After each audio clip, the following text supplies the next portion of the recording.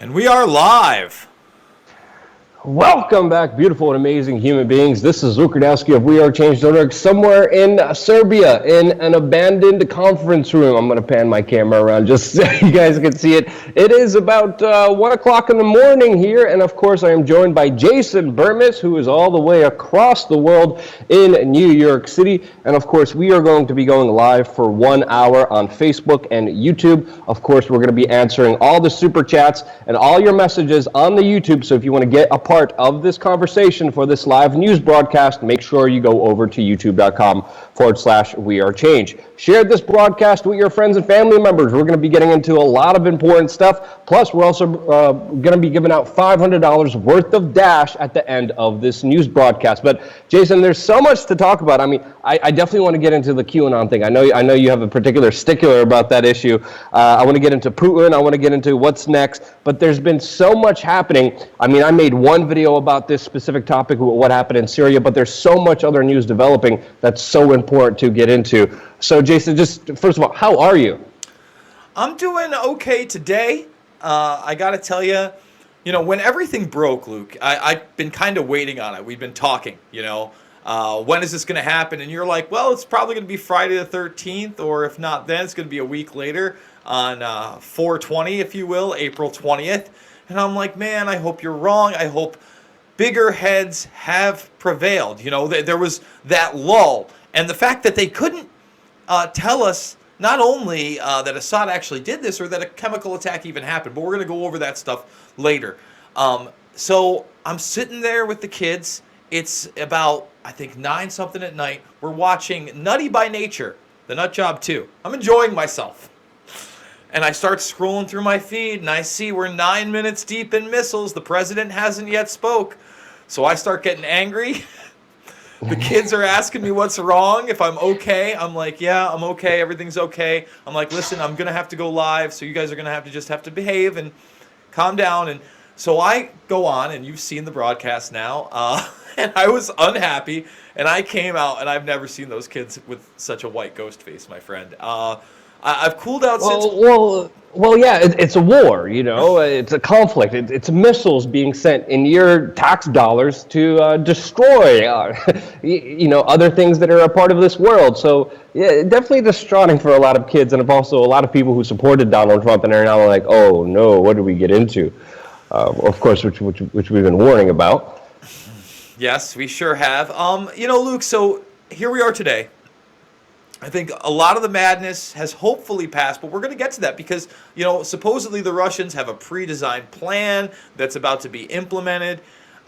We don't know exactly where this is going to go, but we can report on it because, hey, we were warning people months and months ago that the situation in Damascus could turn a proxy war into what we may have right now, Luke, a real war. Not just a war fought in another nation over some stuff where most of our troops aren't touched, but a real war where our troops may be killed by Russian, Syrian, and maybe even Chinese troops, Luke. It's pretty crazy stuff.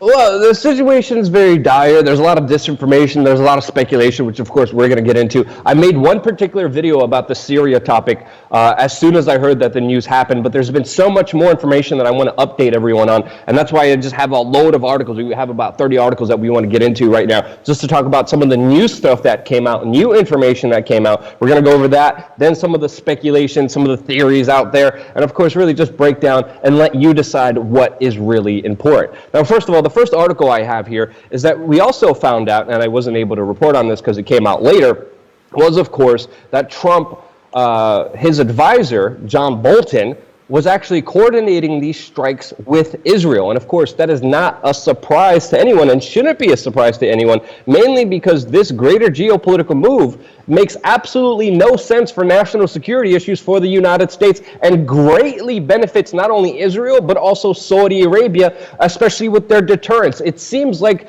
the whole involvement of the United States is primarily for those two countries, Israel and Saudi Arabia. There's no other reason why the United States is inside of Syria and staying inside of Syria for a very long time. And as we know, since these attacks happened, the Russians have decided to supply the Syrians with S-300 systems, updated systems, because the Syrians currently have S-120 and S-200 air defense systems, which are old Russian air defense systems that were given to them, but now they're being upgraded. Now, of course, Russians even have more advanced missile defense systems, but this system that they gave them will actually help prevent a lot of the attacks that Israel was committing on Syria. Because as we know, before the U.S. actually launched their Tomahawks and supposed smart missiles, it was Israel who also preemptively attacked Assad and mostly Iranian Hezbollah kind of military bases inside of Syria, which of course is one of the main reasons why Israel is so hawkish when it comes to this geopolitical situation.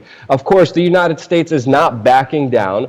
Donald Trump did announce mission accomplished, but as we know, the mission is not accomplished. This is going to be a prolonged proxy war. We've been telling you about this all the way since 2014. Look at the video, Luke Rudowski and David Icke make a prediction in 2014, and everything we said ultimately came true. It doesn't take a genius to figure this stuff out. All you have to do is look at the patterns, look at the signs here, do your research, do your homework, see what both sides are saying, and then make up your own mind. And we've been saying, hey, and again, I don't like making predictions, but ultimately, when the pattern emerges, it's important to call out. Now, of course, we're hearing from Nikki Haley, Trump's UN ambassador right now, that they're only going to impose new sanctions on Russia in wake of this attack, and that they're also not going to be pulling out the troops anytime soon. So again, the U.S. troops, thousands of them, the numbers are conflicted. Some people say there's 2,000 troops. Some people say there's over 10,000 troops inside of Syria right now. The numbers are still unknown, depending on who you believe, whether it's some general or the official Pentagon statement. Again, I choose to usually believe some of the whistleblowing that happened and people saying that there's 10,000 of them. That number actually makes more sense to me with some of the operations and the territory that the United States controls in northeast Syria, which of course is also a very oil-rich region. And of course, this is not just about oil. It's not just about the petrodollar. This is far more, complicated and far more confusing. And I bet the people in charge don't even know what's going on half the time. To be completely honest with you, and there's. It's very hard to kind of put it together. But I also wanted to highlight an old Yahoo article that says that Russia will attack U.S. military if Trump strikes Syria again. And this came out in March 13th, 2018, so not so long ago. Now, with the troops in there and with the latest bombing that Trump emboldened the United States with his kind of grandeur action that he took, these U.S. troops are at a risk. And I'm thinking, and I'm seeing a possible accident that could happen with Russian forces fighting, of course, the opposition, with another calamity happening. So I would say the U.S. troops are in far more danger than they ever were before. We're also finding out that supposedly it was the French President Macron that has convinced Donald Trump to stay in Syria, quote, long term. Now, when we're talking about, quote, long term, and Macron, the teacher lover, convincing Trump to stay in Syria a long time, it's not long term. It's ultimately forever. It's like Afghanistan. And this directly contradicts a lot of the kind of speculations in QAnon that this is 4D chess, because if you look at Donald Trump's other foreign policy actions, they are directly in line with the neoconservative doctrine, going farther and more beyond than Hillary Clinton and Barack Obama could even go, going even further and expanding and continuing conflicts that even the majority of the American public and even the representatives are saying we don't need to be in Afghanistan. And Donald Trump again said the same thing. We're going to be there until the mission is, quote, finished. Well, the mission's not finished. This is going to be a prolonged proxy war, making sure that Israel and Saudi Arabia are protected and Iran and Hezbollah are not emboldened. This is the bigger game that's being kind of played here. Of course, Turkish dictator Erdogan supports these strikes on the Bashar al-Assad regime. Of course, more conflict in that region helps him grab more Syrian territory, helps him fight the Syrian Kurds as the United States are now fighting the Syrian government. And like we're talking about, there's a lot of kind of disinformation. And one of the things that I called out in one of the news reports that I did right after this strike was that if the United States is attacking chemical weapons facilities, they are going to be spreading chemical weapons all across the territory, including to populated civilian areas. And now we're getting photos from average people just walking around these supposed chemical weapons facilities, and no one supposedly was injured. Supposedly there's no casualties. There's reports of almost 0 deaths, according to the Syrians, which of course, if you believe them, that's true. Reports have been conflicting sometimes. But supposedly, the whole we're going after chemical weapons just seems really irrational because, again, if it really was a strike against a chemical weapons facility, there would be chemical weapons all over the place affecting the population, and it's not. And again, with the situation that the United States is putting themselves in, this is going to be a long-term conflict, just like it has been. This is going to be like Afghanistan, but more of a complicated situation since it involves so much other world powers. And we had Nikki Haley, Trump's UN spokesperson, again, saying that if the Syrian regime uses poisonous gas again, the United States is locked and loaded. When our president draws a red line, referring to Barack Obama drawing a red line and not doing anything over their other supposed chemical weapons attack, our president enforces the red line. And of course, this, again, is just horrible, asinine, ignorant, dumb strategy, because if you're a radical Islamic terrorist, if you're ISIS, if you're a part of the rebel groups trying to take down the Syrian government and most likely set up a caliphate and go after the Christians and do all this other horrible stuff that the mainstream media never talks about, all ISIS has to do right now is pretty much stage a fake chemical weapons attack or even commit one themselves, and the United States will automatically become their air force, since we know Bashar al-Assad, the Iranians and Russians, have been fighting these rebel groups and ISIS on the ground there and have been making significant strides, with them being almost on the verge of victory. And again, there's so much disinformation, there's so much propaganda out there, and we have to question everything. Because when the United States was specifically asked, Pentagon officials were specifically asked, what evidence do you have that Assad used chemical weapons? The only response that they had is that there's been a 2,000% increase in disinformation from, quote, Russian trolls, pretty much calling anyone who questioned them Russian advocates, which absolutely makes no sense. Again, we saw also Raytheon's share prices skyrocket and quadruple, which is also a part of the bigger kind of plan here. But again, U.S. foreign policy is just totally in shambles. There's a meme that I saw online that I got a lot of retweets that absolutely makes perfect sense, because what is the national interest? What actually does it provide the United States? Where did Syria hurt us? What do we have to do in that country when we're spending $300 million or $200 million on missiles? Meanwhile, we're forgetting to fund projects back here at home. And of course, they're doing this also during tax season, which reminds everyone, instead of your government doing the right thing and spending resources to make your life better, they're just spending your money to destroy other people's lives and put us on the brink of almost global conflict. But there has been a lot of significant strategy here by the United States, which is very interesting because, again, we saw Barack Obama, after he drew his red line in the sand, saying that we are going to attack Syria if they use chemical weapons. Supposedly, the United States and Barack Obama said he did. Even though that was in contention, even though there was investigations, even though it was found out that Al-Qaeda did before. Barack Obama failed to bomb Syria. He even brought in the naval destroyers. He brought in all the U.S. military might right on the doorsteps of Syria. The Russians responded just like they did this time, and they sent their military equipment, their military might to counter them and to protect Syria. Barack Obama didn't commit that military strike, didn't commit missiles at Bashar al-Assad at Damascus. But the way that Donald Trump did it, it puts Russia in a very, very hard position, because right now there were no major casualties that we're seeing. There's reports of no casualties at all from the Syrians.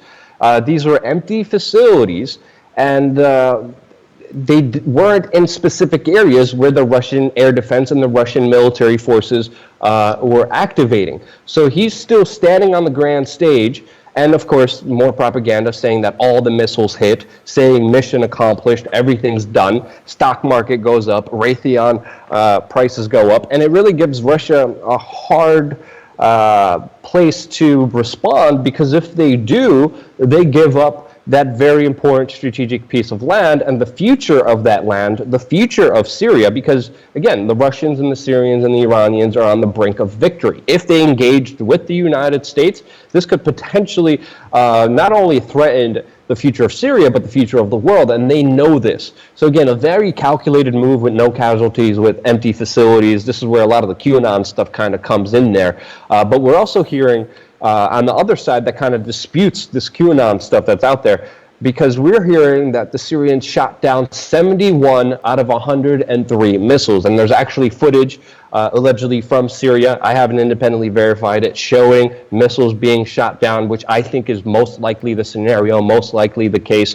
So it does look like that this attack was prevented, but most importantly, it was also prevented from, again, older Russian military defenses that were given to the Syrians, S-120s and S-200 missile defense systems that are still very basic. Again, they were just upgraded with the latest ones, with the Russians giving them the S-300. So again, with this conflict, I think what we're going to be seeing here is just more of the same, more military posturing, more tough talk. And I do not see the United States leaving Syria, because if they would do that, they would give Iran, Hezbollah, Russia, and the Syrian government to decide the future of their country, which of course would really piss off Israel, since Syria is right on the border of Israel. And of course, they are almost also at a brink of war between Hezbollah, Iran, and Israel. Saudi Arabia is, of course, backing Israel on this, since there's a big Sunni Shiite divide.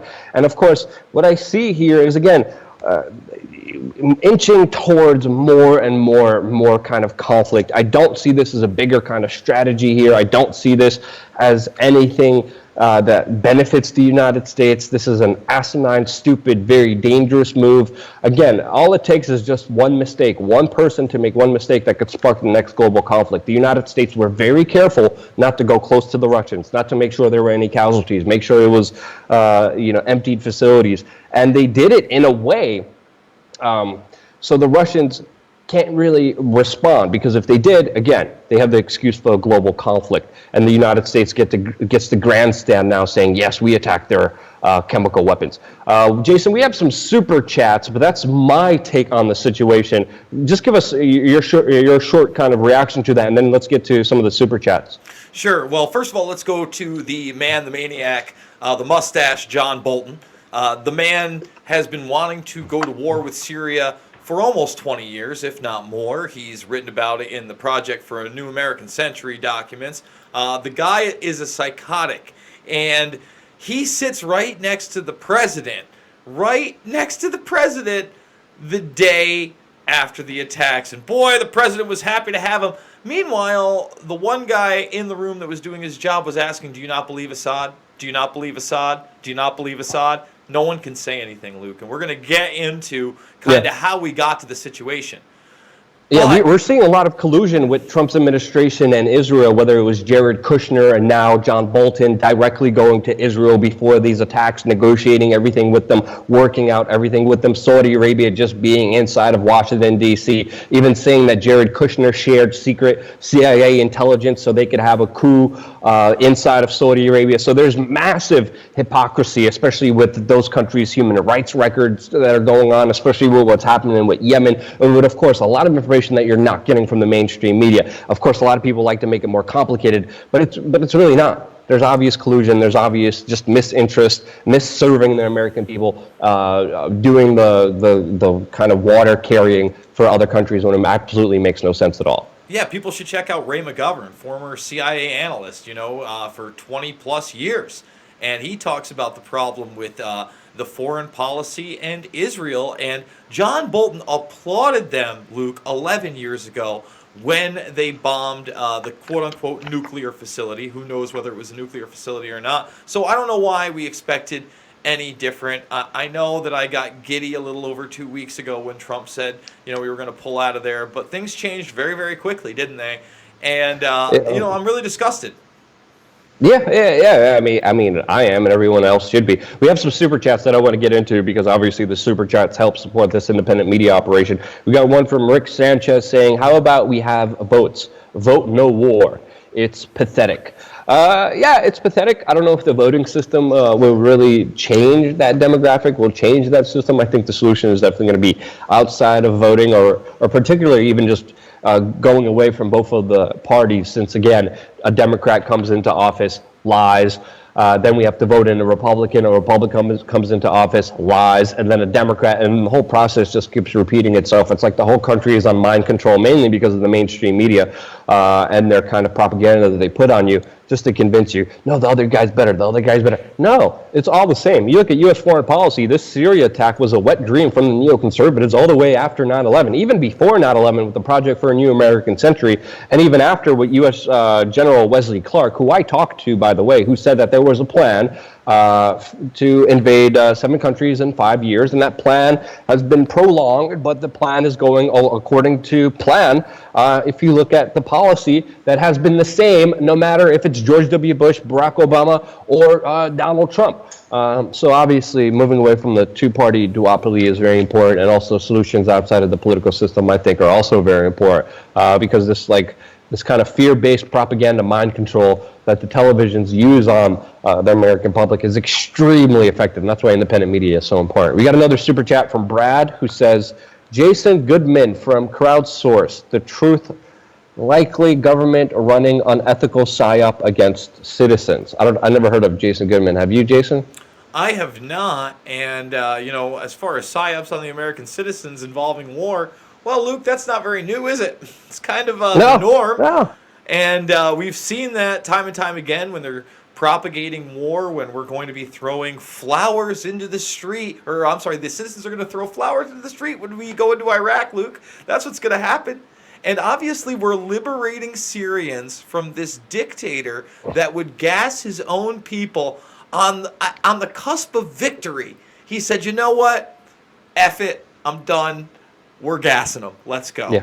Well, let's just be completely honest here. Vladimir Putin, Bashar al-Assad, they're no angels, to say the least. They also have their problems and quagmires and issues that do need to be talked about and do need to be addressed. But again, we have to talk about this in kind of larger context. And like obviously what's happening in the United States with our tax dollars, with our representatives saying one thing and doing another is a lot more important to me. That's why we kind of focus on that. But we also criticize everyone, and they deserve to be criticized. The problem comes with editorializing, only concentrating on one specific issue because you have a particular bias. Our bias here is to not have war. Our bias here is against the system. Our bias here is against people being lied to and duped and being sold a bunch of lies that hurt and kill humanity. That's our bias. I'll be completely honest. And it definitely slants against authoritarianism and other people telling people what to do. That's my personal bias, which people should know about. Everyone has a bias. Don't tell me someone's unbiased is full of bullcrap. They're just a better liar than just other person. Again, we also have another super chat by Gage Frederick, who said Syria doesn't have a national bank owned by the Rothschild family. John G. Trump was lead investigator on Tesla Lab. Trump is a puppet, and the Jesuits are the puppet masters. Hashtag make Orwell fiction again. Jason? Well, let me say this. I like some of it. Let's make Orwell fiction again. It sucks that 1984 has come into fruition, but really, are we ever going to be able to get out of that with our political system? That's kind of what Animal Farm is about. As the animals get more and more intelligent and become social climbers, they become the oppressors themselves. As far as the Jesuit thing, everybody wants to put this whole thing into one easy group. There's one group, Luke, at the very end of the rabbit hole. When you find that group, they've done it all. It's all them. It's not how the world works. There are literally many sects of powerful people in this world. As far as, the Rothschild banking system, you're right. Hey, they were out of that banking system. They were in an independent banking system. They had joined the BRICS nations.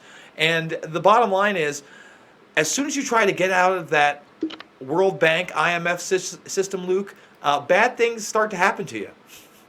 Yeah, it's not just banking system. It's the banking system. It's the petrodollar. It's oil. It's hegemony. It's supremacy. It's showing who the tough guy is. It's showing who the police of the world is. It's pipelines. I think it's all of those reasons combined, as well as alliances and doing the bidding and lobbying of other countries like Israel and Saudi Arabia that do need to be addressed, that a lot of people are fearful to address. But of course, we've been censored, we've been attacked, and we had threats. I've been to jail. I've been through the whole 9 yards through this thing. There's nothing that's going to stop us. We're always going to speak our truth with what we find out.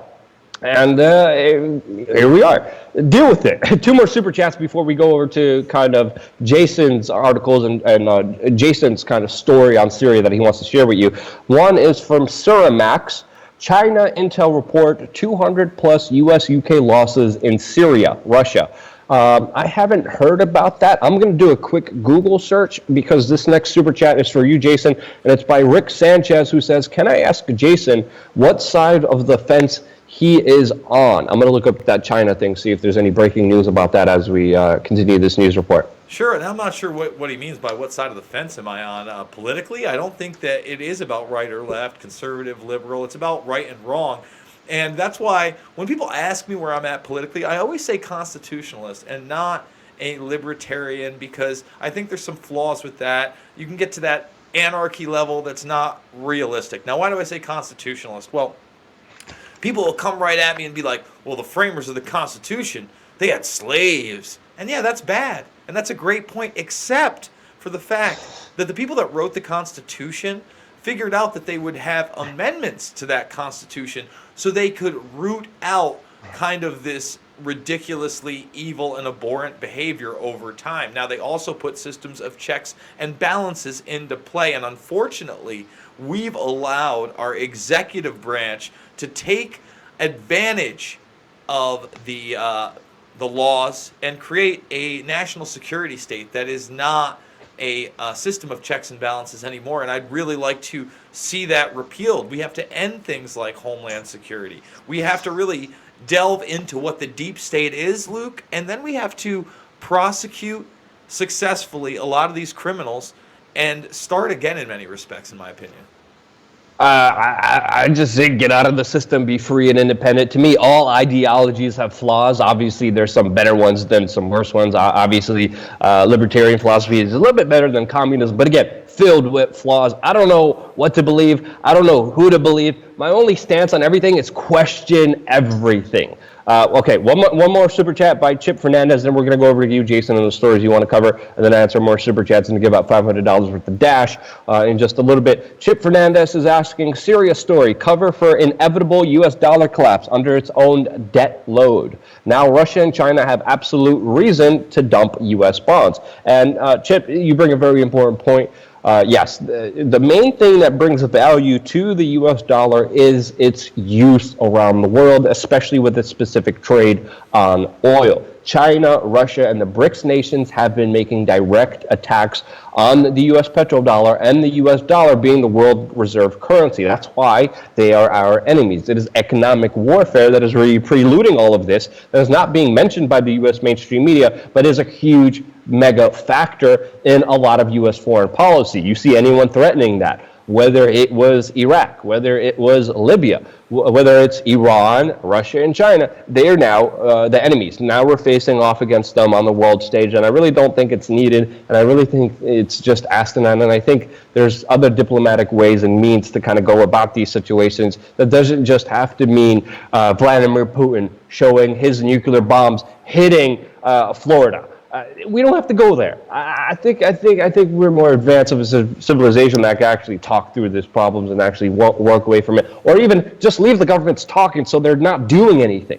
That's another thing. Another question by Rick Sanchez. Rick Sanchez, the guy who asked you the question, what fence are you on? And he says, I mean who? U.S., U.K., and France versus Russia, China, Iran.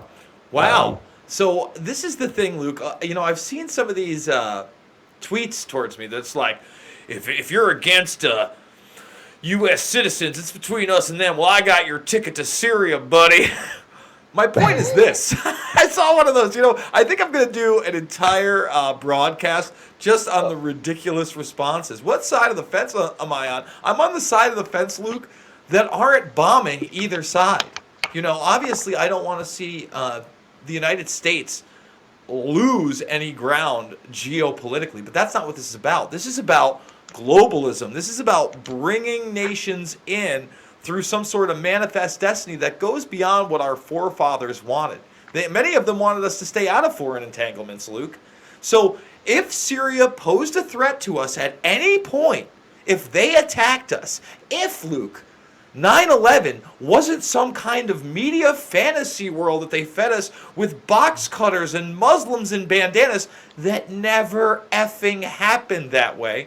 And it wasn't an international intelligence operation by, elements within our shadow government. Then maybe you could convince me it's okay to bomb foreign nations all the time. But otherwise, no, you can't. You know what side I'm on? I'm on the side that's not a butthole and chooses to aggress against another. Sometimes it's Putin, sometimes it's Trump, sometimes it's Assad. Whenever someone aggresses against someone else needlessly, without any reason, without any self-defense, I'm not on that side. I'm on the complete other side. Those other people, they're buttholes. This is the non-butthole side. Wait, one more. We're getting a lot of super chats. We should get into this. Peter Johannan. He's asking, how can I help make people awake in Norway? And Peter, I would say you are more important than you think. Your micro actions matter more than anything, especially as a whole, especially all of us coming together, voting with our dollar, voting with our clicks, not buying into the U.S. mainstream media, not buying cable television, not buying the corporate crap food, not giving money to McDonald's, not buying and having your retirement in military industrial stocks, defunding the system, moving away from it, and most importantly, sharing and talking and communicating in a smart, intelligent way, sharing your voices, sharing your concerns, sharing the most legitimate news sources that doesn't tell people what to believe, but gives them information to make up their own mind. Because obviously, a lot of people have walls. The fear-based propaganda mind control that the U.S. mainstream media pushes on you and the Western media pushes on you is extremely effective. It puts people at a fear state. That fear state is a very defensive state. And with that defensive state, if you try to shatter their kind of defense bubble, people are automatically going to flip out and not like you. So using kind of reverse psychology, saying, hey, this is what I did with my family. This is an interesting story that I'm just going to get into really quickly. My family was very adverse into anything that I was doing, any reality that I was questioning. So I just went up to him and I was like, look, I'm young, I'm impressionable. I saw this information. I don't really know what to think. You guys are so old, so much older, so much wiser, so much smarter than me. You have so much more life experience. Can you just let me know what you think about this information? And the information has to be true. It has to be unbiased. It has to be real. You have to actually have the evidence. You can't just go on QAnon and make up speculations and riddles on a troll website and be like, here, believe this.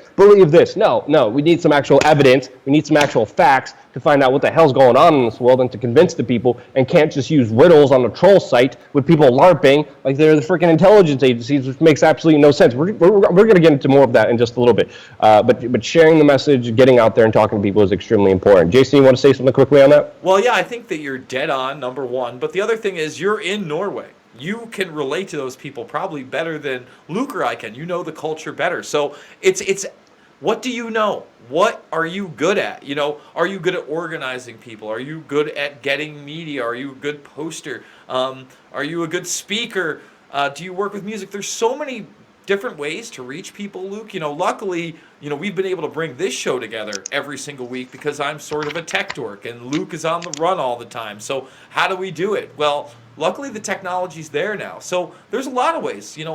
We've got people watching all across the world right now. I'm in upstate New York. Luke, you're in Serbia. And we've got a live program that, many, many people are watching and hopefully is making a difference because we are reporting the real news from all different sources. And we're asking you guys to do your homework, check our sources out, and you decide. We're not trying to push an agenda on you, and I think that's the big difference. And I think everybody, anywhere, in every part of the world, can find something and do that thing to bring light to the darkness. Yeah, again, question everything, and living a free life is the biggest act of rebellion that you could actually commit. Being free, being out of the system, doing whatever you want when you want. And again, life hacking, I've been life hacking. We're going to get into Serbia. Serbia is an amazing place. I'm here right now at an abandoned conference room. It is actually 1 o'clock in the morning here. We're going to get into, I have way too much freaking flyer miles. I'm just taking advantage of it as much as I can, staying with someone's room. They're in the room sleeping, so I'm obviously here in this abandoned conference room that's happening now. We're getting so much super chats. Okay, we're just going to run through these and then answer more of them later. We got another one from Chaco Doggy saying, I want to thank you for your sacrifice in bringing us all real news. You are truly one of the few true journalists left, and I always wanted to thank you, Luke. Well, thank you so much, and if it wasn't for you watching, I wouldn't be here, so I humbly thank you for being here and enabling us with super chats. Another super chat we got from Sarah Max. China Intel gave info on Moscow Conference International Security. My dad serves in FSB. Have more deep info from other side of the border. Ex-Pel US gave targets to Russia before last strike. This strike is fake. So we're also hearing about that. I'll be curious to hear more of your information. According to the United States and Pentagon, they did not give prior warning to Russia that these strikes were happening. According to the French are saying, yes, we did give foreknowledge and told the Russians where we were going to attacking. And according to that, the Russians told the Syrians, and the Syrians were able to move their military equipment out of the way and have no casualties, which kind of does make sense. I don't know if this strike is fake, but I think it is a lot of propaganda PR, pushing this kind of grandeur idea of U.S. foreign policy and kind of inching towards more control and more domination.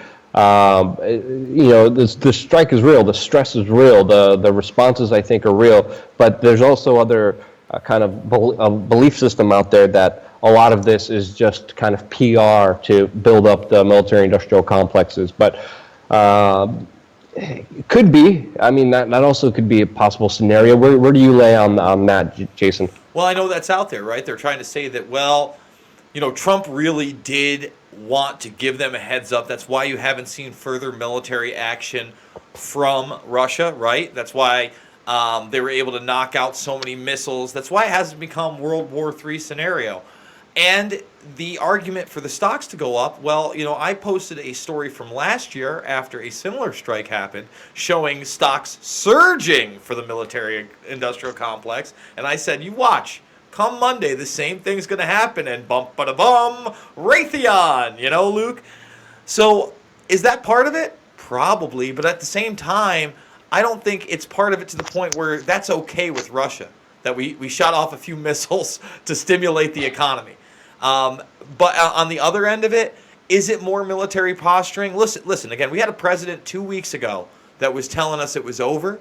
We had 100% of the caliphate. He said that the night we struck. He said ISIS has been defeated. We have 100% of the caliphate. We're blowing them up. Woo! So again, Luke, we're going to go over it really shortly. We're going to kind of go over the madness all the way back to kind of this quote-unquote chemical attack, right? Yeah, I mean, even though supposedly this theory is out there that this is fake, the human suffering, the expansion of ISIS, which also launched an attack on Syrian military bases the same time that the United States was bombing the Syrian government, those things are very, very real.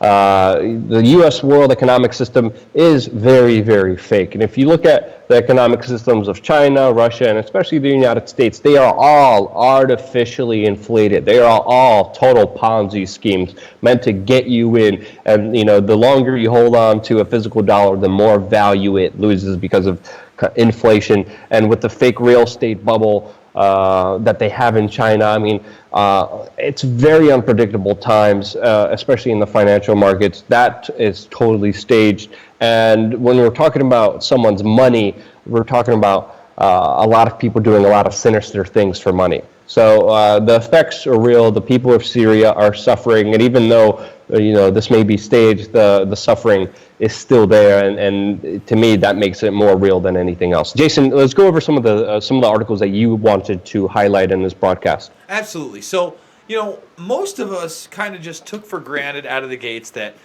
a chemical attack absolutely happened. They wouldn't have the gall to fake another one of these type of attacks because they've been caught doing so. Some of these videos that have emerged of them painting up babies and women and basically staging videos of attacks are on the internet. If you're looking for them, they're not hard to find, Luke. We've all seen them, okay? So about 3 or 4 days ago, George Galloway, for those that don't know who George Galloway is an ex-member of Parliament, went on his radio show, and he said, look, the Red Cross, the Syrian military, and the Russian military say there is no evidence of a gas attack. Now, obviously, I'm not just going to take their word for it. I believe that these people are psychopaths, Luke, and they have no problem whatsoever gassing women and children if it will allow them to progress militarily. Well, yeah. Go ahead. Well, by the way, I did an interview with George Galloway a few years ago, and he was one of the few people who actually warned people about the Iraq war and had the gall before the war started to be one of the most critical anti-war voices. I did an interview with him about the situation in Syria. I'm actually sending that link into the chat room now so people could also watch it and check it out. He also gave a lot of important context and a lot of important predictions to what's happening now, even years ago.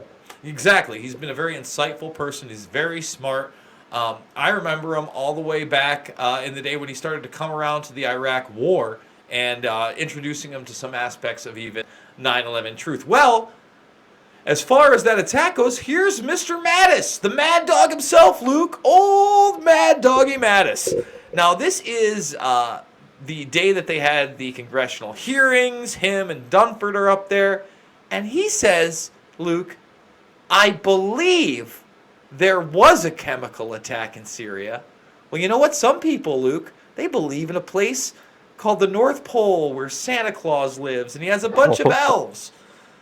Some people believe in Keebler elves, Luke. Who knows what people believe in? He goes, we're looking for the evidence for that now. Well, you'd think they'd be able to find that evidence. Well, he goes on to say it's going to take 3 or 4 days to get our team in there.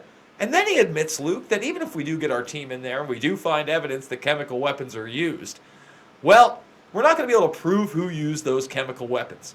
Well, 2 days later, we're firing off missiles. So obviously, he didn't get any evidence of this. In fact, let's go to the day the missiles are launched. This is a video probably about 4-5 hours before they're launched. I want to play just a little piece of this. This is right before you play. I just wanted to also note that Reuters also interviewed Russian officials who said that there would be a staged chemical attacks weeks before this happened, which is also a very important context to understand with that latest article. So go play the Mathis video. Yes, absolutely, and that's absolutely 100% true. I think it was about a month, maybe 5 weeks ahead of time. So here we go. This is Mattis a few hours before we launch a strike. Are you ready? Have you seen enough evidence that to blame the Assad regime for this most recent chemical attack? Have you seen evidence confident to make that assumption?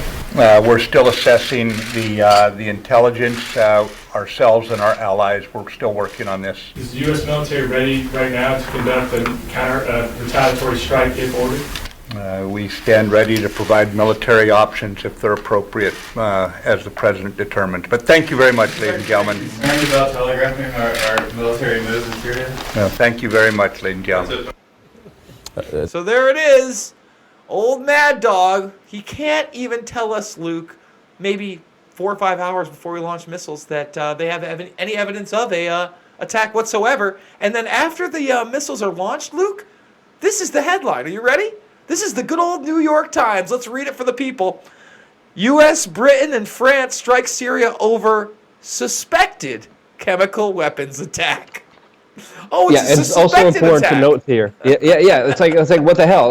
Come on, get your story straight. Without investigating, you're literally allowing ISIS, giving them the protocol and the game plan and the map of how to win the Syrian war and have their caliphate. That's ultimately what they're doing, because we're not even going to investigate this. We don't know what happened. UN investigators were supposed to investigate that site of the chemical weapons attack the day that the bombing actually happened. So that's also another important context to understand with the story. Keep going, Jason. No, absolutely. And Luke, we've already seen a lot of people are just kind of walking around and they seem to be okay, which I don't think would be the case with a chemical attack. But don't worry, before they launched the strike, Luke, Macron, head of France, he said, hey, we got the proof. The proof is in the pudding, and it's in Macron's hands because he knows what's going down. Well, here's WikiLeaks just the other day, and they published the document. You can get it in English and French. And, well, I got the document, and it provides absolutely nothing. It says that their doctors treated people that it looked as though they had been the victims of a chemical attack. So, in other words, they got no samples from anywhere where a chemical attack could have occurred. They showed no evidence whatsoever. They said they had some victims that appeared to have been the victims of a chemical attack, which to me, Luke, doesn't prove much. And it causes scenarios like this one. Here we have the Russian embassy, their Facebook page. And I brought you here because, let's bring you to the source. On their Right before we go there, I just saw something on the internet with CNN, a CNN reporter being inside of Syria, allegedly smelling a girl's backpack and saying, "Yep, there was definitely a chemical weapons attack here." That's literally what they're doing right now. It's also important to note here is that Russia came out and said that they had evidence that this chemical weapons attack was a UK false flag, but they have not yet provided any evidence of that. As we know, British SAA forces have committed false flags in Iraq before, with top members of the British military dressing up as jihadi, shooting up Iraqi police stations that were caught and exposed before. So again, the thing that is important to note here, the Russians aren't providing any evidence. They're saying that this happened. They're saying that the UK did a false flag with this chemical attack. But again, I haven't seen any evidence, and I wish Russia would just release it, just like I would like the United States to release it, because the United States is saying, we did our investigation. It was definitely Bashar al-Assad in Syria that committed this chemical weapons attack. And but we can't show you because that information is classified. Like, why? Why? Like both sides. I think both sides are just full of crap and they're just making stuff up, because ultimately here it's impossible to find out what actually happened. I mean, the Russian forces were there on the ground, but there's so much possibilities for fakeness. There's so much possibilities for framing and then setting this all up. But when we're talking about complicated war zones, they're not easy places to investigate and find out what the hell's really going on. So go ahead to this Russian statement. Yeah, this is on their Facebook. This is a statement by the ambassador of Russia to the U.S. On the strikes of Syria. The worst apprehensions have come true. Our warnings have been left unheard. A pre-designed scenario is being implemented. Again, we are being threatened. We warn that such actions will not be left without consequences. All responsibility from them rests with Washington, London, and Paris. Insulating the president of Russia, and it is unacceptable and inadmissible. So, these guys they're playing hardball. This is really, again, I'm glad we're not at World War III yet, but this is far from over. They're posting it on Facebook, folks. And meanwhile, people like Madeleine Albright, okay, who have been warmongers from the beginning. Of course, now it's time to cheer Trump. He did something, Luke, that Obama couldn't. He's sending in the missiles. Go Trump. And there's Colbert right next to her. This is the one thing that Colbert is happy with Trump on. This is a guy. Yeah, I mean, Of course he is. I mean, they even brought out war criminal Tony Blair, blood on his hands from Iraq, Tony Blair to push for this wall, these latest strikes, before the strikes actually happened. And we have to understand here is that there are not many people supporting this. They like to put up this facade and this kind of belief, like, yes, people are going along with this. No. No one really wants war. They're just trying to convince us and emotionally manipulate us, only showing us outrage and horrific footage from Syria while totally ignoring real areas like Yemen, where we are seeing the worst humanitarian crisis in the world right now, that is directly being caused by Saudi Arabia, with the UK and the United States assisting them and helping them with their military campaign in that country, which they can't even successfully conquer a bunch of people there, which is just an awful thing that's happening.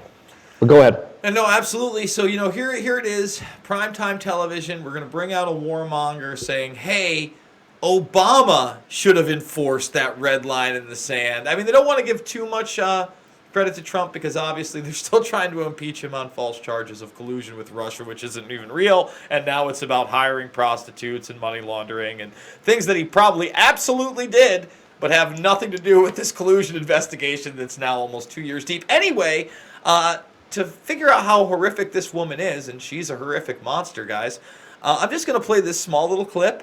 Madeleine Albright, the deaths of 500,000 Iraqi children was worth it.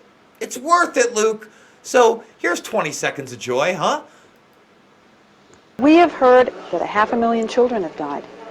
I mean, that's more children than died in Hiroshima. And is the price worth it? I think this is a very hard choice, but we think the price is worth it. Oh, they think the price is worth it. So I just wanted to say, there's a reason they're bringing out these spokespersons for Armageddon, and that's really what they look like. You can look into someone's eye and you can kind of see their soul. You look at Madeleine Albright's, Tony Blair's, and all these other war criminals that are coming out of the crypt just to promote this bull crap, since no one else will. Even though the mainstream media will just carry water for the Pentagon and say everything that their script tells them to do. But when we see, like we saw Tony Blair, we saw Madeleine Albright, we're seeing also John McCain come out right now and talk about specifically how Donald Trump didn't go far enough. And this is, again, putting into question this whole QAnon 4D chess analogy. If Donald Trump is committing these kind of actions to appease the media, to appease these warmongers in order to get other things passed, by the way, which is also an extremely unethical thing, but that's the main kind of idea being promoted by QAnon, that he's just doing this so the media likes him, so he doesn't think he's colluding with Russia. We heard the same thing last year when Trump bombed Syria. He just keeps doing it, though, which makes absolutely no sense at all. This kind of disproves this whole theory, because you will never satisfy bloodthirsty war criminals and the military-industrial complex that always wants more money, more greed, more conflict, more of their Raytheon stocks going up. And as we just saw from the Madeleine Albright clip you played, it doesn't matter. 500,000 Iraqi kids, worth it, whatever. These people are hardcore psychopaths. Look at Zuckerberg's eyes. Look at all these other people's eyeballs. They're sinister. There's definitely something else that it's not good. They definitely got bad juju, to say the least. Sorry, go on with the next article that we have here. Yeah, we're getting to the next story, but you are absolutely right. And to show how, it seems like the new boss, same as the old boss. And we just saw, again, Albright taking the stage. Well, here's another guy taking the stage again. Scooter Libby, Cheney's right-hand man. One of the few guys to go down around that time of corruption when they were initially taking over the Middle East. Well, you know what neocons do for neocon criminals, Luke? Well, they pardon other neocons, and that's why our Trump, the man draining the swamp, is literally unleashing a swamp creature back into the nether realm. I mean, this is it. Dick Cheney's minion. Like, literally, Dick Cheney's minion who carried out all the horrible things that he did. Can you just explain to the people what was Scooter Libby convicted of, who he really was? Yeah, I mean, again, this is during the scandals of Enron, where basically it was a pump and dump operation where they stole a bunch of money. Halliburton, where they're going into Iraq, and he was one of the few guys, Luke, that got prosecuted for his crimes, for his collusion, and found guilty. You know, he protected his boss. He did well for his overlords, and now he's getting that prize. He's getting out. Yep. This is why I don't buy the QAnon kind of speculation, because they're just saying, oh no, just give Trump an excuse. Just give Trump an excuse for pardoning neocons. Give him an excuse for bombing Syria. Give him an excuse for doing everything Israel wants. Give him an excuse for being cozied and selling weapons to the Saudi Arabians. Give him an excuse for keeping troops in Syria, for keeping troops in Afghanistan. And I can keep going on and on saying that this is a part of a bigger plan. But I think enough is enough. And I think people need to face reality here. He is acting just like all the other presidents before him. He is no different. If he's trying to appease the media, and this is his 4D, whatever I can't curse, family show. Whatever the hell he thinks he's doing, he is really bad at it, because the media is not going to let up. The warmongers, John McCain's, Albrights and Blairs won't ever be satisfied. They'll always want more war, and the media will keep trashing him, just like you're showing in the next article with the FBI raiding his lawyer's office, Michael Cohen, and CNN still going about Stormy Daniels. There's no way. He's doing a horrible job if he's playing 4D chess. Totally outmatched and doing a really horrible job at it, if that is the supposed QAnon thing, which I don't even believe, because he's just acting like all the other presidents before him. Want to talk about this article, Jason? Yeah, absolutely. But, this one kind of intertwines with that Scooter Libby thing. So, Scooter Libby got caught up in perjury, basically lying. And what did he lie about? He lied about giving up CIA names to the press. Okay, people were speaking out. They outed CIA members. They did tons of those dirty tricks. Okay, so they got caught in one lie, and that speaks to this story. So that's all they're trying to do now. They're trying to figure out what lie, Luke, they're going to be able to prosecute this president for. That's what this is about. Okay, so now they have all of Trump's documents, probably financially, for the last 20 plus years with Cohen. They're going to find something. They're absolutely going to find something. They know they have him by the nutsack. Trump's probably got, no exaggeration, a baker's dozen illegitimate children. Okay? That's probably, I know that people are looking at me, a baker's dozen, Jason. Yes. He probably has, there's already one that's coming out of the woodwork with that $30,000 payoff story. The reason that most of these things haven't been published is because of the litigation would be all over the place. There are false statements all the time, but the litigation, whether true or not, would bankrupt a lot of these organizations, right? Because they have signed things over. Go ahead. I mean, we don't know that for sure, but honestly, I don't give a damn if Donald Trump slept with a porn star or didn't. I don't care what he does with his sexual matters. That is his own private business, and for the FBI to kind of go into that direction just shows you how much of a poop show, I was going to say the S show, how much of a poop show this whole Russia scandal really is. Again, if this 4D chess Russia thing is happening, he's doing an extremely poor job. These people will never let up. These people are very sinister. And to catch Trump on anything with all the stuff that he's done, especially with Saudi Arabia, especially with the weapons deal, especially with Yemen, to get him on sleeping with a porn star, I mean, that is just dumb. There has to be an issues of priority here that obviously the FBI has absolutely none. Just moving forward, because it's getting late here. It's already almost 2 o'clock in the morning. I'm tired here, Jason. Let's go over these next stories real quickly, and then give out the $500 worth of Dash to you, the audience. Okay, absolutely. So here we go. We were talking about the old guard. It looks like it's over for Barbara Bush. Now, I'm not going to directly attack this woman. I didn't know her personally. She was a big part of the psyop that was the drug war in the 80s. Just saying, no. She was Bush's right-hand avant-garde promoter for that bull snap. And this is it. She's 92 years old. She's refusing help. She's been taken home. She's probably gone within the week.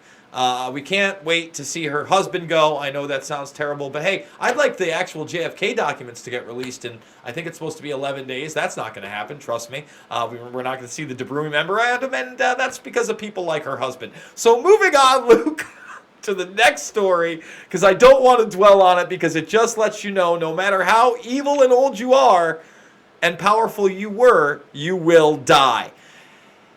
And what needs to die in this country is the idiocy that you would have 800 protests ready for a man to do something that he should have done a long time ago. Fire Mueller, a war criminal in many rights, a man who promoted weapons of mass destruction, stopped the FBI, people like Robert Wright for telling the truth about 9/11, halted things like Able Danger, had his right-hand man, Michael Chertoff, start up Homeland Security. A real monster. We can't fire that guy. And if we do, there's 800 protests ready. Hey, Luke, how many protests were there before that Syrian strike? Again, this is what's interesting. This is how the media kind of works here, is they, before making something big, they artificially build it up. They make it seem like, yes, there will be this many rallies, so many people are going to happen. They're kind of trying to manifest it through kind of their word magic with their propaganda. But it's also a significant thing to point out is, where in the hell is the anti-war left? I mean, it's a shame that there's only so many people. Tucker Carlson, Bowtie Tucker Carlson is the only voice of reason when it comes to the Syria issue. There's other things that I definitely disagree with him on. But gosh darn it, like I feel like I just jumped in a parallel universe, and everyone who, I had a lot of people, lefties who were my friends, just a lot of the good people just gave up, and they're like, screw it, I'm not doing anything. And then this new wave of people that were just so conditioned and propagandized with this whole Russia thing and this FBI investigation into Stormy Daniels. What is wrong with you? We have one life on this world, and you really do care if Trump put his pee-pee into some fake boob bimbo. Why? I'm at a loss for words. Again, this mainly happened because of the propaganda-based mind control. This mainly happened because of the beliefs that they try to put into your subconscious, into that anti-establishment is not popular. If you really want to be anti-establishment, you do what the establishment wants you to do. They convinced people of that. That's how powerful their psychological programming is, and they do use a lot of psychology. You look at Edward Bernays, you look at the start of propaganda, you look at the inception of it. We're talking about this on levels that we do not even perceive, especially with the computing abilities and the powers that these people have in trying to convince you of certain ideas and certain things. And that's why it's just totally important to break out of the matrix, support independent media, go out there, get your own information, and most importantly, just question everything and not believe anyone. Go ahead, Jason. You got it. So we're going to move on to the next story here. Salisbury attack. It's been hyped in the media for weeks now. Those filthy Russians. And again, hey, we're not defending them here. I think we played that one assassination a few weeks back where that truck rolls up and they clearly kill the opposition. But the Skripal poisoning, hey, they had this deadly toxin, Luke, and somehow they survived. And now the Russians have claimed that an independent Swiss lab has found toxins traced back to the UK and the US. How about them apples? So now it's a he said, she said battle with the Swiss in the middle, and all they wanted was to give us chocolate, Luke. I don't know if that's the case, but yeah. Oh boy! All right, we're gonna keep. What's on this rolling. Reed article? Yeah, we got two. Because okay. You know what? I'll tell you what, Luke. A lot of people come down on us because they say, "Hey, we're doom and gloom. We're fear porn. We like to exaggerate things." We're gonna end this on an upbeat level, some common sense. I'm gonna give Trump a little bit of credit here. He's saying it's time to allow legal marijuana to stop the Sessions madness. And hold on, a man that I don't care for, gangster, there he is. Cuomo is now laying the groundwork for legalizing marijuana. Now listen, does that mean that they're going to do the right thing and just allow anybody to do it? No, they're going to give it to their cronies. They're going to have it capitalism based. But it's about time to decriminalize something that my parents' generation used on a regular basis. And I, Luke, am almost a 40-year-old man. It's about time to stop treating people who use marijuana as criminals. Hey, thank you for that super chat. That's a big one, my friend. That helps us a long way. We're going to get to you in a moment. What do you think, Luke? Am I way off base here? Of course, Jason, you would have the marijuana article. Remember, Jason, when I told you, when you showed me the news of Trump saying he's going to pull troops out of Syria, and I said, no, it's only going to get worse from here. These are just Trump's words. Trump's words mean absolutely nothing. And when we look at the prison-industrial complex and the pharmaceutical-industrial complex, their hold on politics, especially in Washington, D.C., especially on the Congress and the Senate, is so strong that I do not see Trump doing this. He says this, again, he says a lot of things. He flip-flops on so many issues in just even one statement alone. I don't see him doing this. The states, yes, I do see significant states, lower level governments, lower level city councils implementing a lot of these things, but Donald Trump, especially with Jeff Sessions in there, not going to happen under Trump. I definitely do not see it happen at all. Let's go over. Hold on. There's one other thing then we got to talk about, because did you know that the former Speaker of the House, Luke, John Boehner, has switched his stance and is now going to be the CEO of one of the leading companies. You think Boehner might know something? The Bainster, here he is right here. Why he changed his stance? I'll tell you why he changed his stance, because he stands to make tens of millions of dollars. And Boehner is in the weed business, Luke. I think that's a good sign. Really? Yes, he Former is. House Speaker John Boehner's All right, decision then to there's join more weight to the argument that you're making. I still don't see Trump. I still don't see Trump doing it. But there is evidence that does support your claim, definitely. Let's go over some of the super chats, because I know you're happy. America's happy, Luke. America's happy. It's the right thing to do. We shouldn't be putting people in jail for having a house plant. Like, the police are supposedly here to protect and serve you, but when they're breaking down the door to your house and terrifying your family and throwing you in jail and using taxpayer dollars to finance your imprisonment because you want to use a plant, that is absolutely asinine and against human sovereignty and human liberty and human freedom and just human dignity, to say the least. And the war on drugs has been the worst war the U.S. government has been committing, that has been increasing drug use, increasing the drug problem, creating more violence, gangs, and crime. So I'm 100% in line with that. It makes absolutely more sense, especially with some of the progress we've seen in the Netherlands and Portugal with them decriminalizing and doing more of a proactive approach when it comes to drug abuse and drug problems. Super chats. Let's get into some of the super chats. We have one by Sarah Max, who says Russia's AAS-400 covers 600 kilometers radars plus satellite. No one can strike through it without warning. U.S. gave intel to Russia 100%. That does look like it is the likely case, even though the United States and Pentagon are saying that did not happen. The Pentagon and the United States are also saying that 100% of their missiles hit their target, which from the video we're seeing is in contention, definitely from even older Russian models. So it could also be possible here that the Russians, seeing how effective their old military defense systems were with the S-120s and the S-200s, were like, we don't really need to do anything. And I also did hear that the U.S. specifically avoided any areas that the Russians were deployed in and involved in. So that's also another thing to think about this situation. We got another super chat from Josh Maneri, who says, love you guys at We Are Change, U.S. equals Israel lapdog. Jason? I mean, what do you say to that? Obviously, our foreign policies are aligned with one another. Whether or not Israel is the United States' lapdog, or it goes into a deeper issue. Listen, there are some crazy people that have crazy beliefs. I know there is a broad term for quote-unquote Zionism, but, people like Joe Biden are self-described Zionists.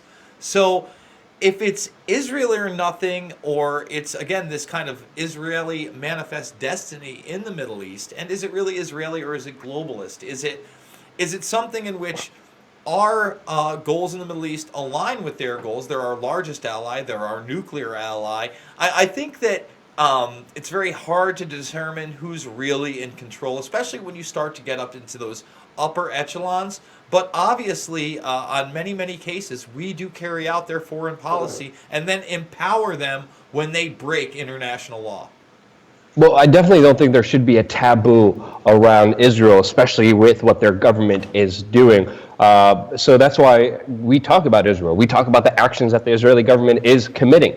I think other people take it a little bit differently. Other people just make it about the people. I don't hate any group of people, any ethnicity, any race of people, because that's not the person I am. And I think even if you do give your energy of hate to somebody, you're lowering your kind of frequency, you're lowering your vibrations, you're putting yourself at a very horrible place when you're just hating people for being people, which is asinine and stupid.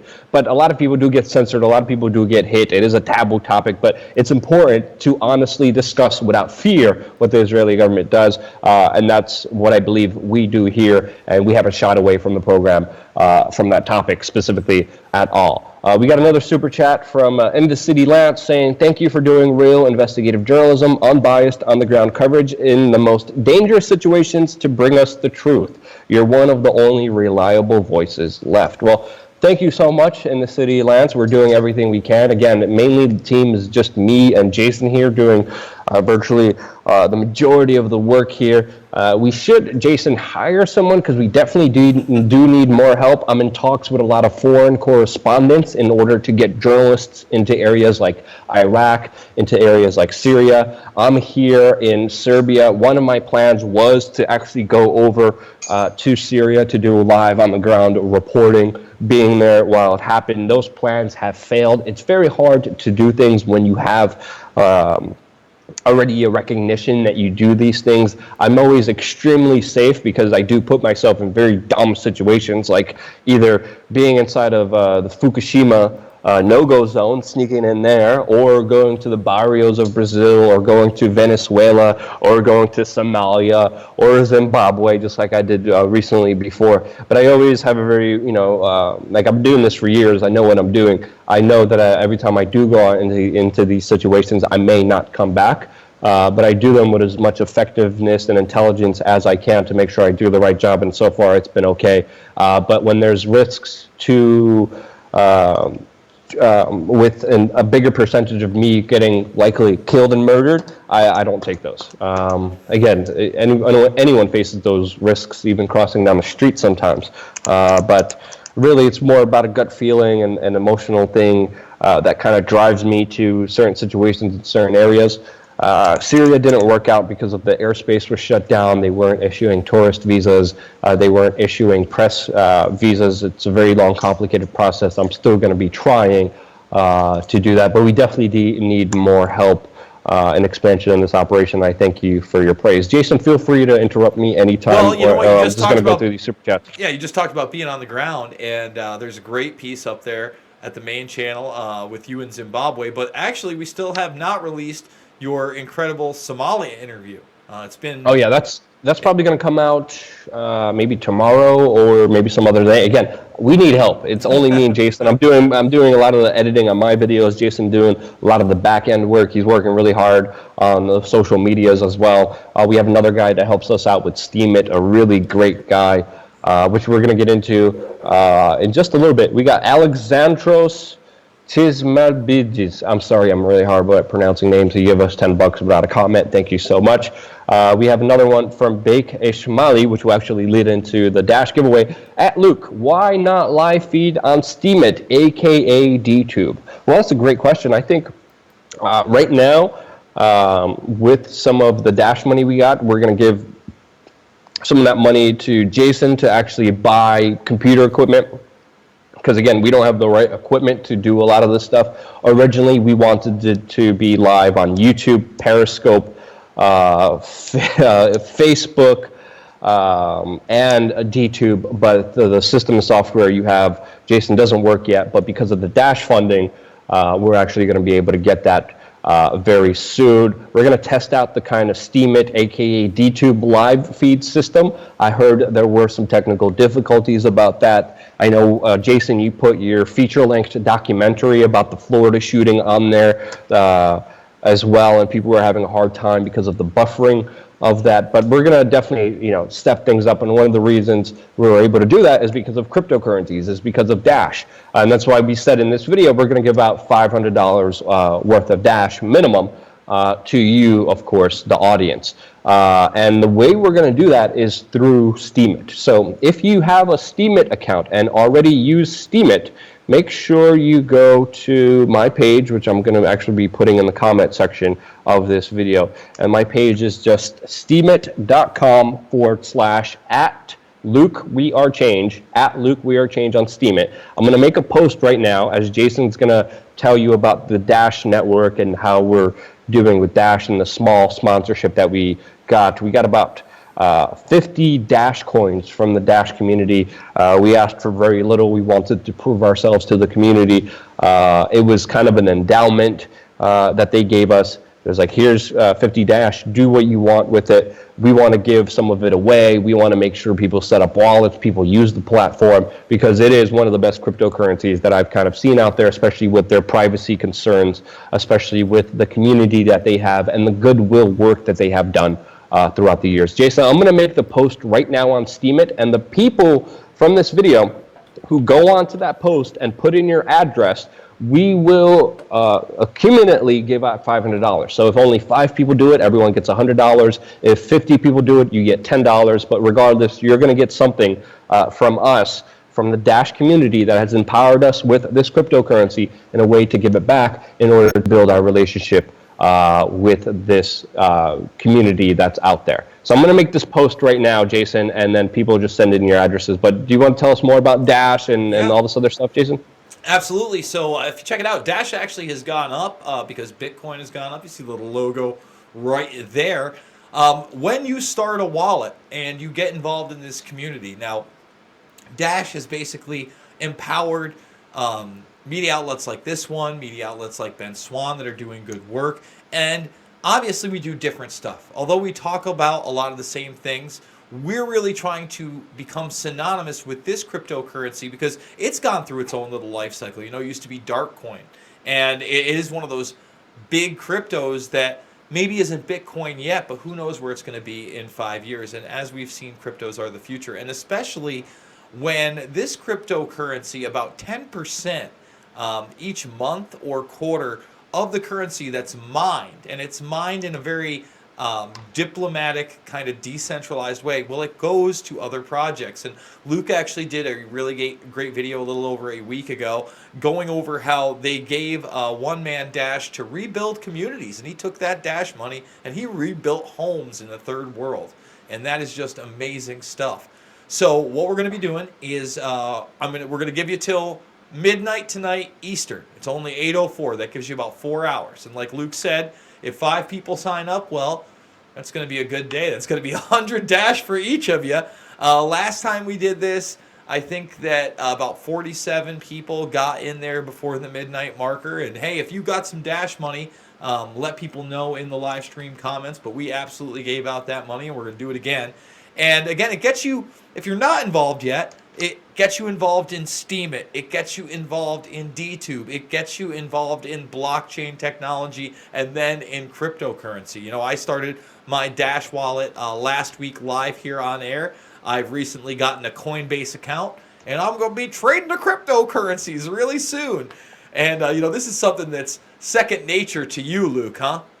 Well, it's an alternative to fiat and a hedge against the U.S. dollar and other financial systems. My call that I've been making for years now, we've been talking about Bitcoin since 2013, is always diversify. Buy gold, buy silver, buy cryptocurrencies, and have U.S. dollars, have another currency just on stock, and diversify at least 5%, something that you're not willing to lose. Because yes, the cryptocurrency community is very giving, is very entrepreneurial, has a lot of amazing things, but it also is filled with a lot of scammers, a lot of Wall Street buttholes, and a lot of people who will scam you out of your money. So always, again, with this very unpredictable kind of Wild West Wall Street that has become the cryptocurrency community, mixed in with really good kind of anarchist, libertarians, free-minded, charity-involved people, and also Wall Street banker buttholes. Even George Soros is getting involved, and all these other elitists are getting involved into cryptocurrencies now. So again,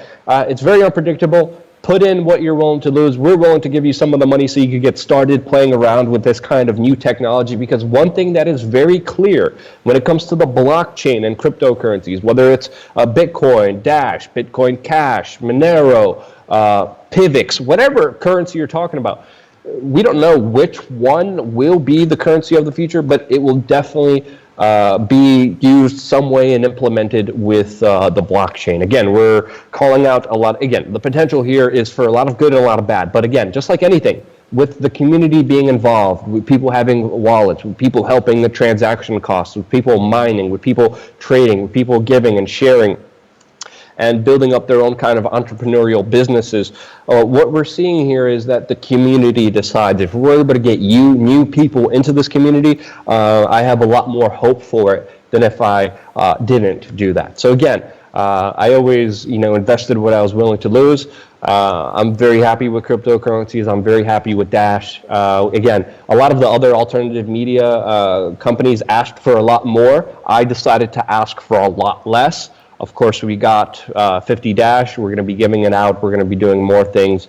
We're going to actually have the right equipment to do simultaneous live streams on Steemit, on Periscope, on Twitter, Facebook, and YouTube, and all of them. We're actually going to be looking into hiring another person to help us out full times, and that means more work from us, better work from us, more reliable work from us, more trustworthy work from us, and also more work on the ground in dangerous situations that now I could go to and actually stay in a safe space and have security and actually make sure that I don't get killed or attacked or bombed, like we face sometimes in countries like Somalia and Venezuela that we do live on the ground reporting of. So again, I'm making the Steemit post right now. The title is called "We're Giving Out $500 of Dash Now Live to Give Back to the Steemit and Crypto Community." I put in the live stream.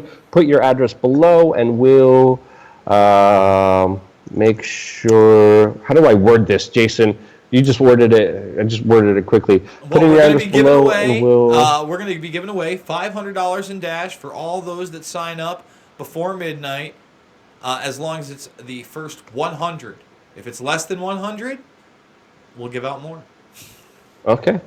How do I word that quickly? Put your address below. $500 Dash giveaway. I don't want people to think they're all going to get. Listen, $500 Dash giveaway between the first 100 people that sign up, and then you can put in parentheses $5 per person. No entries after midnight. Eastern. I don't know. I don't know, man. Come on, dude. I gotta be the writer.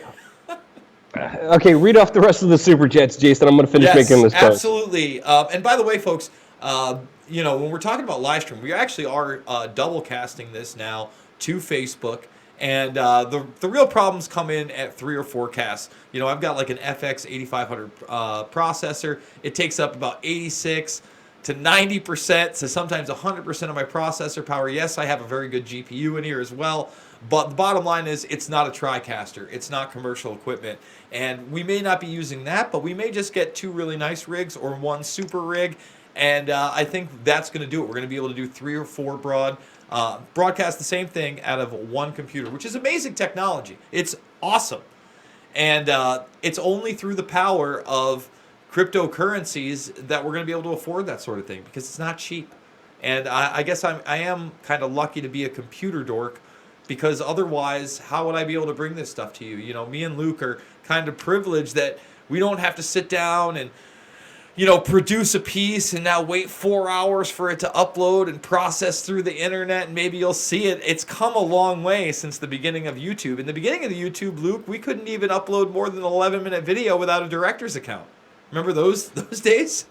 Yeah, you couldn't upload more than 10 minutes. I had to work with DV tapes and old dinosaur huge cameras, which of course even worked great because people were more convinced that I was a professional journalist. No, I was just a cheap journalist that bought a camera off eBay that sometimes half worked, audio cut out. I confronted John Bolton before, and I asked him to his face. I was like, "Hey, my friends are making a portrait of you for our university at Brooklyn College." He was like, "They are?" They're like, "Yes. They want to know if you want the blood on your hands predominantly on the left hand or the right hand." Right? He freaked out. But I shot it on this old camera because again, John Bolton was one of the major figures behind the Iraq War who convinced people and pushed for that horrible military decision. That's why I don't believe in this QAnon stuff, because it just makes absolutely no sense with the context and the following and proceeding of all these conflicts that are still ramping up in the same exact way as it was designed with the Project for a New American Century even before 9/11. So that's why I don't believe all that stuff. But again, I shot that with that old, archaic, huge camera, and then bam, no audio. So I don't know, maybe I could release the video. I could maybe find the old DV tapes and just release the video and just dubbed up my own audio of it. But we'll make it like a dubbed Japanese karate movie. All right, so I just made the post. I just made the post on steemit.com/@LukeWeAreChange. Again, we're giving out a total of $500. 5 people sign up, they all get $100. 100 people sign up. It's very it takes a long process to set up Steemit. So obviously, try to set up your own Steemit account. It's another cryptocurrency-based social media account that has been rewarding content creators and also users of the platform who upvote and comment on particular links that are set up there. So the more you upvote it, the more actually cryptocurrency we'll have and we'll be able to give out to other people and do more amazing work with. And I'd rather do this than just shill for kind of advertisements or have other companies that we have to push that we don't really know about. I only did that once or twice throughout my entire 15-year career, is put on a third-party advertiser, because again, I only did those two because I did all my investigations and took a lot of time and a lot of my resources to make sure that they weren't scams, to make sure that they were good companies that we were promoting that weren't going to hurt our audience. But I don't have to do that anymore. We could just go on Steemit with your upvoting power, you guys using the platform. We get cryptocurrencies. You get cryptocurrencies just for liking and upvoting posts, especially the moment they come out. And everyone gets to win-win in this cryptocurrency world, which is the Wild West, which could go down to absolutely $0 just tomorrow. But hey, we're writing it out, and we're going to be using it for beneficial purposes right now and dealing just with crypto. And buying things with crypto and giving you guys crypto and making sure people are empowered in this kind of new decentralized Wild West market that is still defining itself. Super chat. So that was all a response to Back Ismaili super chat saying, why are we not live on Steemit, aka DTube? We're going to be right after we get all the proper equipment. We got another one from Mike the Mugger, like that name. Would you or Jason Bermas be interested in talking about Syria with John Stadmiller on the National Intel Report? I don't know much about John Stadmiller. Do you, Jason? Yeah, I remember John. I went on a show way back in the day, probably like 2005, maybe 6, maybe a little bit after that. But I'm willing to talk to anybody. I don't care. You put me on with David Duke if you want. I see the super chat below this. Why is this channel anti-Semitic? Well, William May, it's not. And I don't know where you're getting that. See, criticizing Israel based on their policies isn't anti-Semitic. Well, criticizing the Israeli government is not anti-Semitic. There's people protesting the Israeli government. There's thousands of people in the streets protesting Netanyahu and all of his corruption charges. I don't see those people being called anti-Semitic, but those corruption charges do need to look into, because obviously there is a lot of clear corruption in all of politics, especially in Israeli politics. Again, like just watch this channel. We talk about the facts. We give you the sources. Every time I do a news report, you click on the Steemit link to the new report that I released. All my sources are there for you to fact check and find out everything independently of yourselves. We're not pushing an agenda here other for you to make up your own mind, critically think, and not trust anyone. Don't even trust us. I'm not even asking you guys to trust us. I'm asking you guys to be open-minded and free-minded, because that is the only way, the sure way to make this world a better place. More open and honest communications, hearing both sides of the story, not having fear-based propaganda, letting people know, like, hey, we're hearing this, You guys make up your own mind, but let's not go along with hurting other people, which is ultimately our underlining messages. And of course, we don't want anyone hurt. We have no bias towards any other person of any other religion, race, creed, religion, whatever the hell they may be. I don't care what you are. I don't care if you consider yourself XZ, a feminist with pink armpit hair. I dated one of those girls too before. I don't care. If you're a good, if you're a good person, if you are a good person, and you don't want to hurt other people, you're with me. You're part of you're part of my family. You're part of you're my friendship. I will always treat people like that with love and respect and how I want to be treated. And it's that simple. And if we all just realize that, instead of having all these asinine fights like we're seeing in the United Kingdom right now with Antifa and alt-righters and people from the right just clashing for absolutely no reason, I'm seeing a lot of other messages from a lot of leftist people saying, don't let the alt-right infiltrate and be anti-war. I'm like, what is wrong with you? Like why? So again, if you're just dividing and conquering people using fear-based propaganda and trying to hurt other people, you're a butthole. I don't care what you are, who you call yourself. Get away from me. I don't want anything to do with you. You're a good person. I don't care. Pink armpit hair. I don't care. You're a good person. I'll even date you sometimes. Yes, Jason. I know you laughed at that. I did. But let's go on to the last two super chats, which are just donations, and thank you. Paul Levishin, it's $100 we could really use, and Jefferson Costa, $10. It's through those super chats, through those type of donations, through Patreon, and now through you guys going out and getting Dash wallets. And when you do, and you spend your Dash and you start using the Dash community, let them know. I did it because I saw it on We Are Change. Support those guys. They're bringing news to people live in real time like we did as the missiles went off in Syria, and Luke on the ground in Somalia. Hey guys, there's a war going on in Somalia. It's called AFRICOM. We're involved, and 99.9% of the people in this country have no clue it's even happening, Luke. Yes, and Donald Trump is expanding AFRICOM operations and expanding that military presence in that country as well, which of course is creating a whole new slurry of problems as well, just like a lot of the American U.S. foreign policy, which is very hypocritical, very duplicitous, very confusing to even sometimes understand what's happening here with the bigger kind of endgame and everything. But one thing I wanted to address is obviously talk about Serbia, the country that I'm in right now, and a lot of talk that I'm hearing from a lot of people saying, Luke, you just take this donation money and you travel everywhere. No, that's actually not the case. And I wanted to bring up and to kind of explain people, because yes, I am in a conference room, 2 o'clock in the morning. I'm going to pan the camera around. That's emptied here. Mainly because I'm, crashing with someone else in the hotel room. That person is sleeping. That's why I need to come here and can't do this live report from a room. So hotel, pretty much free. Flying to places, pretty much free, with travel hacks and frequent flyer miles.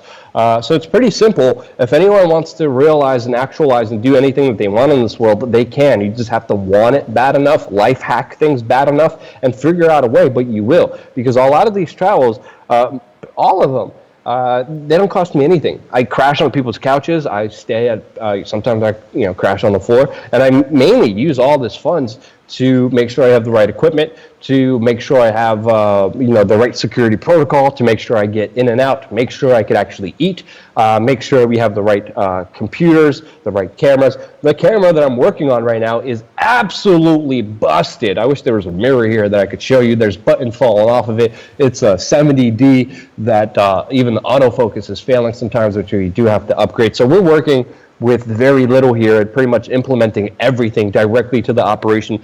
And we want to do more of that. I definitely am in contact with so many other journalists who were war correspondents, so we could actually be there on the ground and get real life coverage and footage and news and information that is not brought to us either through U.S. propaganda or Russian propaganda or Syrian propaganda or Israeli propaganda. Every one of those places that you're hearing information of have a bias, have a special interest in showing you something and denying you another thing, which, again, people have to understand. We're getting the information from an entity that's being supported and financed by a government. oh, duh, we're getting information from an entity that pretty much is part of the military-industrial complex.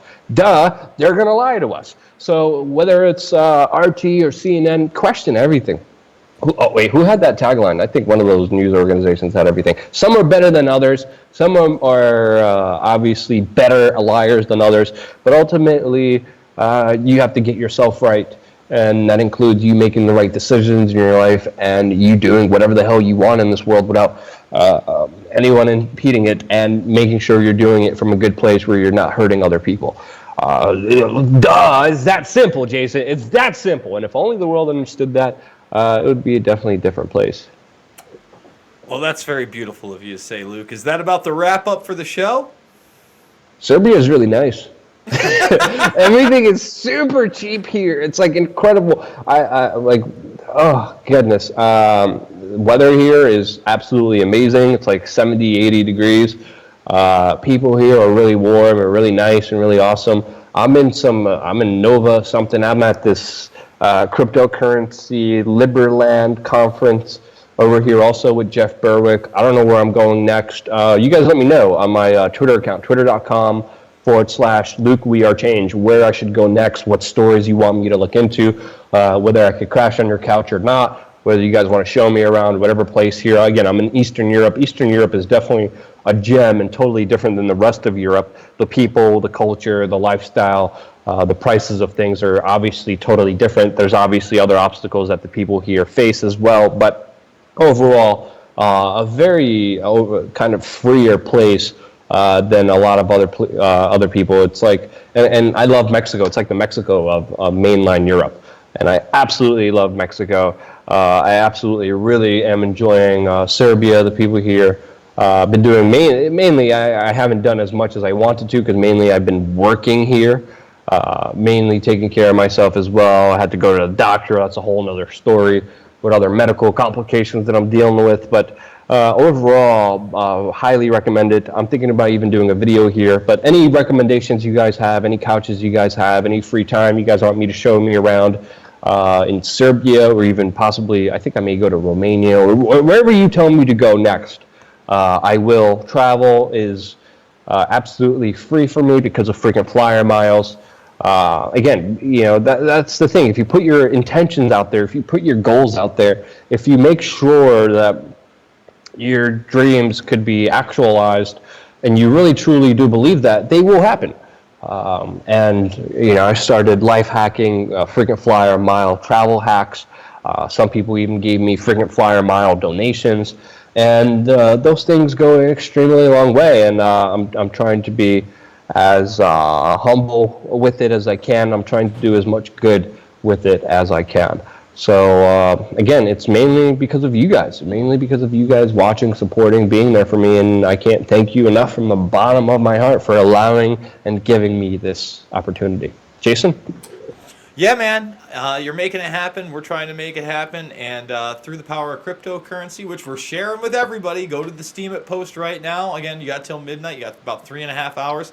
Get over there, and then sometime either later tonight or tomorrow afternoon, you'll have some Dash Cash in your Dash wallet. And thank you guys so much, because as crazy as the world is, it feels good having that voice again and being able to bring people real news and information that matters, Luke. Yeah, exactly. Should we get into the QAnon thing? I mean, again, I we said we were going to talk about that. Well, let's talk about it, because... Well, okay, let's talk about what they're saying now. Because I find it fascinating, because I'm getting a lot of the comments, and I do want to address it. And I also want input from you, the audience, specifically about this issue.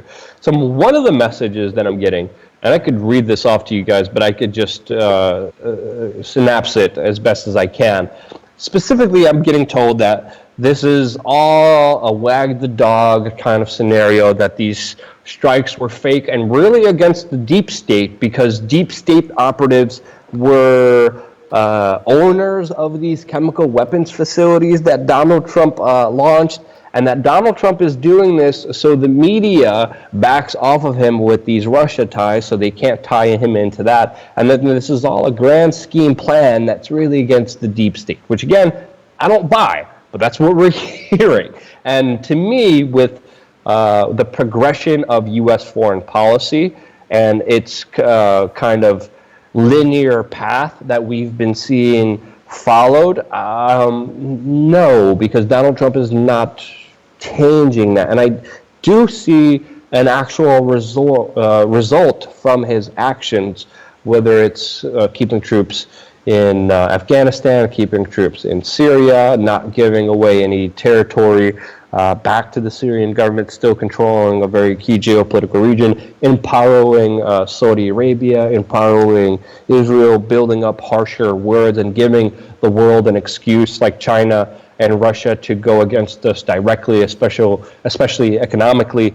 I don't see this as any shift. I don't see this as any long-term game, especially with the aspect that is specifically related around appeasing the media, so the media likes them, because the media and the warmongers and the neocons, they are, as I would sometimes describe, almost completely psychopathic, and there's no reasoning, rationalizing, or appeasing psychopaths. You just have to cut off the cord immediately. And his strategy so far is, and that QAnon belief strategy in theory is totally not working at all. So again, it's just more kind of propaganda to be like, give him a chance, give him a chance, he's doing this, just give him one more chance, give him one more chance. No, he needs 4 more years. And then after 4 years, it's going to be like, well, he couldn't do it all. You know, just like the same thing we saw with Bush and Obama and all this other stuff. You had interesting context. We were actually talking about this, Jason, before, where you said that you think it's someone else doing this. I just wanted your kind of context on this. Yeah, you know, I basically said, look, in the beginning there was some decent information, and you know, some people have called it LARPing, and basically he got some, you know, that would be the theory that somebody just got lucky with their trolling and LARPing, and now they have this huge following. No, it doesn't look like that to me. It looks like they did put out some real inside information in the beginning, and then once they got that following, they are able to put out as much disinformation. Wait, what was the information? What was the information you heard that was reliable? Well, we have it up on screen right now. It's not reliable. It's we were talking about, well, what chemical facilities have they bombed?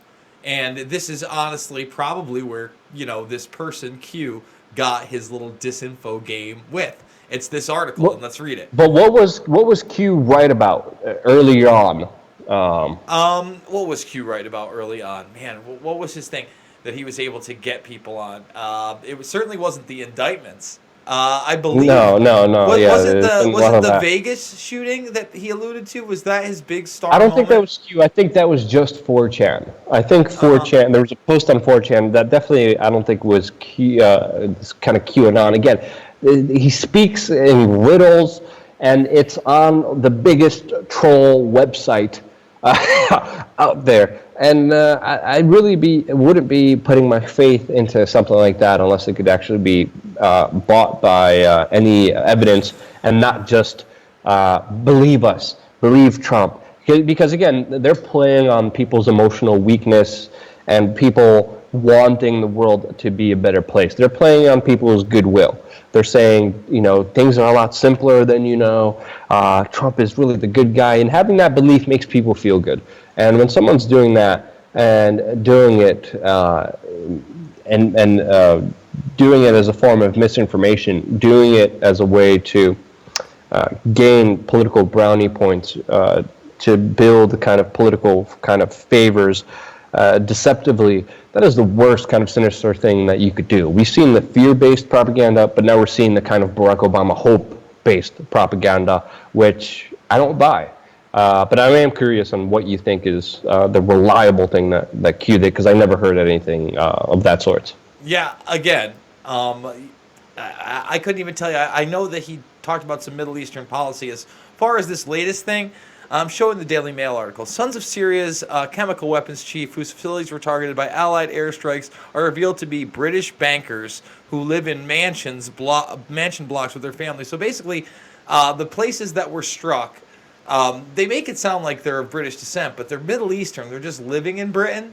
So I don't think that this Q, again, I think that he takes things from the mainstream and alternative media and now spins them into yarns that people want to believe. And like you said, it is riddles. Yeah, one of the things that supposedly Q said is that the plan for taking the troops out of Syria is still there. It's going to happen with this latest attack, saying that this latest attack by Trump is really a fake attack that is leading the stage to the end of ISIS and the end of U.S. troops inside of Syria. But today, the U.S. exactly announced that the U.S. troops are staying inside of Syria for a very long time, just like they did with Afghanistan a couple years ago with Donald Trump making that announcement with, again, all these other people saying 4D chess man, 4D chess man. No, there's no withdrawal out of Afghanistan. I don't see them leaving anytime soon. When U.S. troops go somewhere, they don't leave. All right, that's a historical record, and that's exactly the precedent that is being set by Donald Trump. That's why I don't buy any of this stuff. I'm sorry, I don't. If you have any evidence of that being completely untrue, if you think I am wrong, convince me. But I have not seen anything solid to bring any credibility to Q.